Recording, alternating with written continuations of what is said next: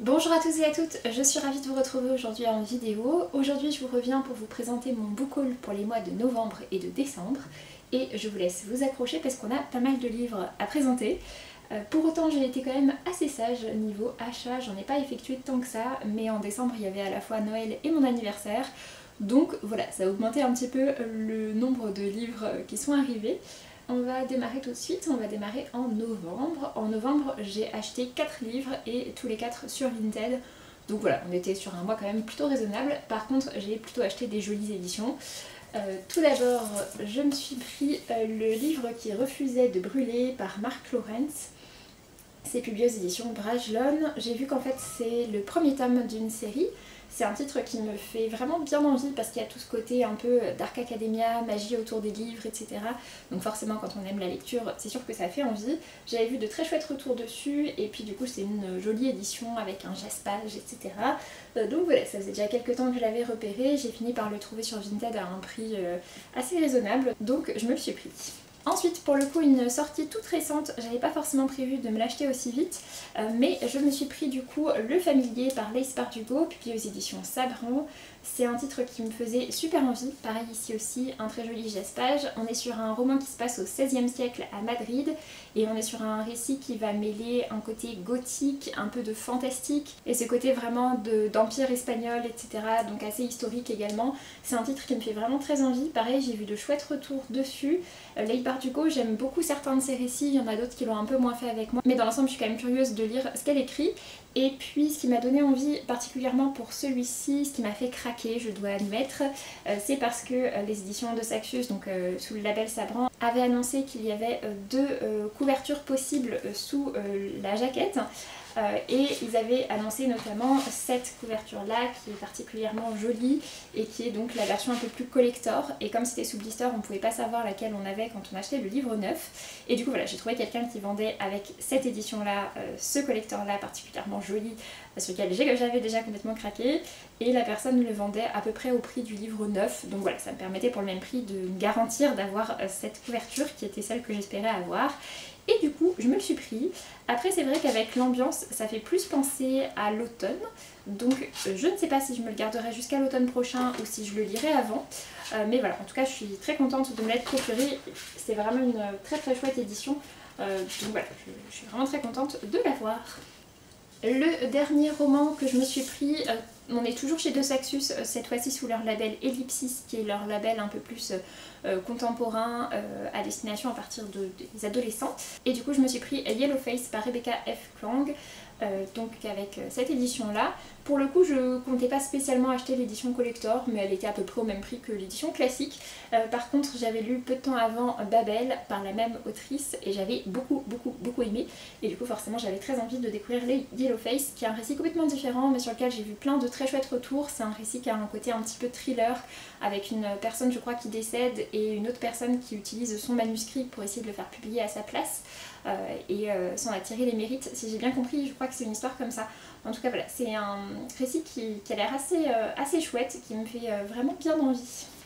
Et puis du coup le dernier achat que j'ai fait sur Vinted, pour le coup c'est pas un roman mais c'est une bande dessinée, et c'est la bande dessinée qui s'appelle Pole Dance Ma vie en équilibre par Juliette Taka, aux éditions Glénat. Si vous ne savez pas, je fais de la pole depuis déjà quelques temps, donc forcément j'ai vu passer cette bande dessinée absolument partout. Je suis Juliette Taka sur les réseaux sociaux, j'aime vraiment bien ses planches, je les trouve très drôles, du coup voilà, j'ai enfin fini par me la prendre. Pareil, j'ai vu passer une offre à un prix vraiment intéressant, je l'ai vraiment pas payé très cher, et ce sera enfin l'occasion de la découvrir.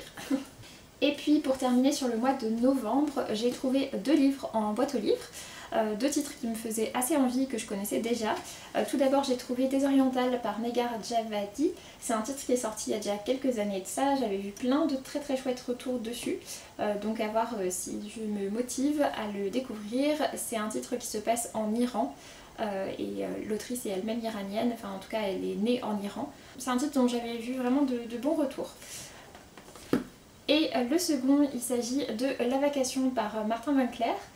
Martin Winkler, j'aime beaucoup son travail, c'est l'auteur qui a notamment fait Le cœur des femmes et d'autres titres. C'est un médecin généraliste qui est spécialisé en gynécologie notamment, et en l'occurrence celui-ci c'est donc le premier récit dans lequel il fait intervenir son personnage qui s'appelle Bruno Sax. Et donc en l'occurrence c'est l'histoire de Bruno Sachs qui donc régulièrement, je crois, ouais c'est ça, chaque mardi après-midi, quitte son cabinet médical de ville pour aller à l'hôpital dans un service particulier qui est en charge des IVG. Et donc voilà, du coup ça parle de tout ça, je suis vraiment curieuse de voir ce récit. C'est pas forcément le récit de Martin Winkler qui a la meilleure réputation, mais c'est un récit dont il parle, et il parle justement de cette période-là dans laquelle il a fait ses fameuses vacations, puisque c'est inspiré du coup de son vécu à lui. Il en parle dans d'autres de ses récits, du coup ça m'avait quand même donné envie de le découvrir. Ensuite, on va passer à décembre, et comme je vous ai dit, j'ai acheté vraiment très peu de choses. Du côté de mes achats, tout d'abord, je me suis baladée chez Cultura, et j'ai découvert que maintenant chez Cultura, ils font un peu comme chez Gilbert Joseph, pour ceux qui connaissent, qui est un gros réseau de librairies également. À savoir que maintenant, ils font également un rayon occasion, et donc avant, en tout cas dans le Cultura à côté de chez moi, c'était juste un petit rayon à l'entrée du magasin, et maintenant c'est vraiment comme chez Gilbert, donc c'est vraiment mélangé avec les autres livres, et on les repère par ces petits bandeaux verts. Et donc voilà, du coup j'avais envie de soutenir cette occasion. Ils avaient The Kiss Quotient par Hélène Wang, qui est une romance sur laquelle j'avais entendu vraiment beaucoup de très bons retours. Apparemment c'est une romance qui est vraiment très safe entre les personnages. Je suis pas forcément une très grande fan de romance, mais j'aime bien en lire une de temps en temps. Donc voilà, en l'occurrence pour les occasions chez Cultura c'est un peu variable en termes de prix, je pense qu'ils évaluent ça par rapport aussi à la cote du livre, etc. Mais pour les grands formats qui sont d'habitude autour de 20 €, en général on pouvait les trouver à 14 € à peu près, 13-14 €, et pour les poches on pouvait les trouver autour de 5-6 €, et après les prix peuvent descendre si c'est des livres un peu plus anciens. Donc en l'occurrence celui-ci je l'ai payé 5,90 €, donc c'est pas une offre absolument exceptionnelle, mais voilà, j'avais envie de défendre, de soutenir cette nouvelle initiative chez Cultura, et j'espère que ça va se développer. Pour l'instant c'est vrai qu'ils n'avaient pas énormément de titres en occasion, mais ils en avaient quand même certains, et du côté de tous les gros best-sellers de ces dernières années, pour le coup, et la plupart étaient en occasion. Donc voilà, c'est assez chouette. Et puis l'autre titre que je me suis acheté aussi d'occasion et de nouveau sur Vinted, il s'agit de Electre par Jennifer Saint aux éditions Sabran, donc toujours cette collection là chez De Saxus. J'avais beaucoup aimé le premier récit, donc Ariane, de la même autrice, qui était également donc une réécriture de la mythologie que j'avais trouvé très chouette, et du coup c'est pour ça que j'ai pris Electre. Pour le coup celui-ci pareil, je l'ai vraiment pas payé cher sur Vinted parce qu'il a un défaut qui se voit pas du tout comme ça, qui est juste qu'il y a une tache voilà, ici sur la couverture qu'on voit quand même assez bien. Mais une fois s'il y a la jaquette par dessus on voit vraiment absolument rien, donc voilà, ça me dérangeait pas. Je suis très contente de l'avoir et j'ai hâte de le découvrir. Pour le coup je trouve que les éditions sur ces romans là sont vraiment très beaux. Il y en a d'autres qui sont sortis en anglais, je crois qu'il y en a un ou deux autres, ils sont pas encore traduits, mais à mon avis ça va suivre également chez Sabran. Et du coup avec celui-ci il y avait eu un petit souci à l'envoi, ça avait pris un peu de retard, et la personne du coup m'avait mis en plus dans le colis PS Tu me manques par Brigitte Kemmerer. C'est aux éditions du livre de poche jeunesse. C'est un roman contemporain jeunesse dont j'avais déjà entendu parler, mais je sais pas si je vais le garder ou pas. Donc je vous le présente aussi pour que vous me donniez votre avis. Si vous avez lu ce livre là, si vous avez envie de me le recommander, si vous me conseillez de le garder, bien n'hésitez pas à le faire. Et puis sinon voilà, je le garderai peut-être pas forcément, j'irai peut-être le redéposer en boîte aux livres. Et ensuite on va pouvoir attaquer les cadeaux de Noël et d'anniversaire, et il y en a pas mal. Tout d'abord un petit entre-deux, c'est un cadeau de moi à moi. C'est un récit qui me faisait assez envie depuis déjà un petit moment, et le jour de mon anniversaire je me suis baladée en librairie, je suis tombée dessus, donc voilà, c'était un petit cadeau de moi à moi pour mon anniversaire. Il s'agit donc de H tendre par Clémentine Beauvais, qui est sorti en poche chez J'ai lu, donc dans une édition plutôt adulte, alors que c'est un roman qui était publié chez Sarbacane, donc en collection ado au départ, et c'est un titre qui me faisait vraiment envie. J'aime beaucoup le résumé, puisqu'en fait on va suivre Valentin, qui est un jeune qui est forcé de faire un service civique, et en fait il se retrouve dans un centre pour personnes âgées atteintes de démence, et qui reconstitue un village des 60s pour essayer de les replonger là-dedans, et donc lui il va se prendre, être vraiment complètement embarqué là-dedans. Et finalement ça va être, on va voir le lien qu'il va avoir à la fois avec sa tutrice et puis également avec des personnes âgées, et donc finalement avec cette histoire intergénérationnelle qui nous replonge dans les 60s, ça avait l'air vraiment très sympa. Donc voilà, je suis vraiment très curieuse de découvrir celui-ci. Et ensuite du coup pour les autres cadeaux, pour tous en fait c'était pareil, à savoir que j'ai donné à chaque fois des listes et donc les personnes après ont pris dans les listes en fonction de ce qui leur parlait, de ce qu'ils ont trouvé en librairie, enfin voilà. Il y a juste un titre que je n'avais absolument pas demandé, dont j'avais absolument pas connaissance de son existence. Et du coup ce titre là c'est donc Fayel et les histoires du monde.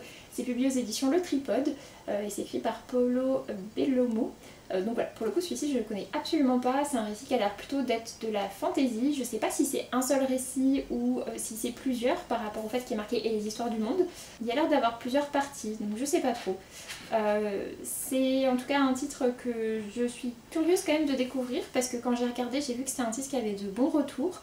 J'aurais un peu de mal à vous en faire un résumé, ça a l'air en tout cas d'être de la fantasy, un truc assez envoûtant, un peu avec un côté fable, et un peu conte, enfin voilà. Du coup voilà, on verra bien ce que ça donne. Je suis curieuse de voir ce que c'est ma grand-mère qui me l'a offert, qui en général a de très bon goût. Pour le coup elle le connaissait pas, mais je pense que c'était sur recommandation du libraire, donc voilà. Après pour le reste j'ai eu Bientôt minuit par Marie Pavlenko, exactement comme pour celui de Clémentine Beauvais. Ici aussi c'est un titre qui était sorti en collection ado, je crois que c'était chez Flammarion Jeunesse, et puis qui est passé en poche en collection adulte. C'est un titre pour le coup, celui-ci il a des retours un peu partagés, mais j'étais quand même curieuse de le découvrir. Globalement j'aime vraiment bien ce que fait Marie Pavlenko, certains de ses récits m'ont beaucoup plu, beaucoup touché, et d'autres m'ont un peu moins parlé, mais voilà. Pour le coup on est sur l'histoire de deux personnes âgées qui se sont connues depuis toujours, qui se sont aimées en secret pendant des années, et qui se sont promis de vieillir ensemble si jamais ils se retrouvaient à perdre leur moitié. Et c'est ce qui va se passer, sauf que Lucien est atteint de démence, il me semble. On a un petit peu tout ça, cette question par rapport à l'âge, par rapport à la démence aussi de nouveau, comme pour l'autre récit. Enfin, en tout cas c'est un titre qui, je trouve quand même, a l'air assez touchant. Alors c'est vrai que voilà, c'est pas celui qui a la meilleure presse, mais en tout cas moi il me faisait vraiment, vraiment envie. Et puis j'aime beaucoup cette couverture pour la version poche. Ensuite, de la part de ma petite sœur, j'ai eu le tome 2 et le tome 3 du manga La forêt magique de Oshigahara aux éditions du Renard Doré. Donc voilà, j'ai pas encore lu en fait le tome 1, mais il me fait vraiment très très envie et voilà, je savais pas trop quoi lui mettre dans la liste parce que j'avais déjà fait plein de listes à d'autres personnes. Et donc voilà, du coup j'avais mis plusieurs choses différentes, j'avais mis notamment ces deux-là parce que je me doutais qu'il y a bien un moment où j'aurais envie de continuer la série. C'est une série qui est prévue en 5 tomes, je crois qu'elle est déjà terminée en VO, donc voilà, c'est sûr qu'il y aura 5 tomes. Une série où je sais que les dessins sont vraiment très jolis, j'ai déjà quand même pas mal feuilleté le premier tome même si je ne l'ai pas encore lu, donc je suis très contente d'avoir les 2 tomes suivants. De la part de ma grand-mère, toujours pareil, je lui avais fait une liste et dans la liste elle a pris du coup La demeure des Mahorel. C'est un titre que j'ai déjà lu, c'est écrit par Siècle Valban et illustré par Anouk Faure. C'est un très chouette récit, on est sur un récit en fait qui est donc illustré avec, donc il y a des pages complètement de texte comme ça, grandes planches d'illustrations en double page qui sont vraiment très très belles, et puis comme ça par exemple, et puis il y a des planches voilà, un peu plus partagées avec l'illustration dedans. C'est un récit qui est très beau, c'est un peu un conte philosophique, à la fois un peu un côté fantasy avec seulement 3 personnages qui du coup échangent entre eux. 2 enfants qui viennent de peuples différents et puis un homme qui est censé être un grand sage qui a connaissance de tout et qui en fait a aucun sens pratique du monde, aucune connaissance de la vie réelle dans ce monde et qui se retrouve du coup à naviguer avec ces 2 enfants sur une grande étendue d'eau qui paraît s'étendre à l'infini. Il n'y a plus de terres qui sont connues, sauf que ces enfants croient en une légende qui dit qu'il y a une dernière terre immergée qui existe. Et finalement il va se retrouver embarqué dans cette aventure. On suit l'histoire de son point de vue à lui et du coup toutes les réflexions qu'il y a. J'ai trouvé ça très chouette. Ensuite, Adrien, donc mon compagnon, m'a offert Les Mondes des Willan par Pierre Bottero, donc aux éditions Rajo, qui est donc la version intégrale. Je m'étais pris l'année dernière La Quête des Willan quand il était sorti, donc voilà, je complète. J'ai découvert pour ma part les romans de Pierre Bottero et cette série des Willan assez tardivement. Je les ai lus seulement l'année 2023, en fait sur l'année 2023 je les ai quasiment tous écoutés, mais du coup je les ai écoutés en livre audio donc je les avais pas en papier, et puis finalement voilà, c'est très jolies éditions collector, c'est l'occasion pour moi de me les procurer. J'espère très fortement que l'année prochaine ils sortiront la version collector pour Eleana qui était vraiment mes préférés des romans de Pierre Bottero. Et puis le reste c'est de la part de ma belle famille qui m'ont vraiment beaucoup gâtée entre Noël et mon anniversaire. Tout d'abord ils m'ont pris le tome 2 et 3, donc regroupés dans un seul volume, de La fille de Dickey, donc La ville miraculeuse par Sylvain Edgar. C'est un récit un peu post-apocalyptique. Ça me fait vraiment super envie. J'ai pas encore lu le premier tome, je l'ai dans ma pile à lire mais je l'ai pas encore lu. Mais voilà, pareil c'est un récit, je me doute très très fortement qu'il va beaucoup me plaire. Et du coup pareil, je savais qu'il y a un moment où j'aurais envie d'avoir la suite et j'aime beaucoup cette couverture. Exactement sur le même principe, j'ai pas encore lu le premier tome mais il y a toutes les chances que ça me plaise et que j'ai donc envie après de lire le tome 2 et le tome 3. Ils m'ont également pris les éditions collector, je suis désolée elles sont encore sous blister, de La Cité du Jade, donc La guerre du Jade et l'héritage du Jade par Fondali aux éditions de Saxus. Pour le coup on est sur de la fantasy qui se passe dans une ville d'inspiration asiatique, je sais plus exactement, je crois que c'est chinoise mais je veux pas dire de bêtises, et apparemment avec tout un côté de gangs, de différentes familles au pouvoir, etc. C'est un récit qui me fait hyper envie. Les retours que j'ai vus dessus me laissent vraiment présager le fait que je vais apprécier. Donc voilà, du coup c'est pour ça que j'avais demandé ces tomes 2 et 3. Et puis pour le petit dernier, on reste aux éditions de Saxus dans leur collection Sabran, avec l'encyclopédie féerique d'Emily Wilde par Isser Fawcett. C'est pareil, un titre qui me faisait assez envie, et ce qui m'a fait le mettre dans cette liste d'envie, c'est parce qu'en fait c'est un récit qui se passe je crois en Norvège ou quelque chose comme ça. C'est un récit avec un côté fantastique dedans, mais elle part de son Angleterre natale et elle va se retrouver dans le Grand Nord. C'est pour ça, je sais plus exactement où c'est, je crois que c'est la Norvège, et dans une exploration à la recherche des fées. Je pensais que c'était un one shot, en fait j'ai vu que c'était une série, il y a au moins le tome 2 qui est sorti en français, je crois que le tome 3 n'est pas encore traduit. Mais voilà, c'était ce côté nordique qui m'a fait me dire que pourquoi pas en plus le lire assez prochainement. Je viens de terminer un roman de fantasy, donc je pense faire une petite pause avec autre chose et puis peut-être lire celui-ci ensuite. Donc il y a moyen que vous ayez un retour dessus assez rapidement. Et de nouveau c'est quand même une très chouette édition. C'est vrai que dans mes achats au quotidien j'ai tendance plutôt à acheter ce type de livre soit d'occasion comme vous avez vu sur Vinted, et puis à acheter neuf plutôt les récits d'auteurs français dont j'ai envie vraiment de soutenir les publications, que j'ai envie de soutenir aussi financièrement avec mon achat à ma petite mesure. Mais c'est vrai que voilà, quand c'est Noël c'est un peu l'occasion de demander toutes ces jolies éditions collector. Sur ce, j'en ai donc terminé avec ce book haul, j'espère que ça vous aura plu. N'hésitez pas à me dire si vous avez déjà lu certains de ces titres, à me donner vos retours, à me donner envie de les lire si c'est des titres qui vous ont plu. Et puis donc pour ma part, je vous laisse et je vous dis à très bientôt pour une prochaine vidéo. Salut!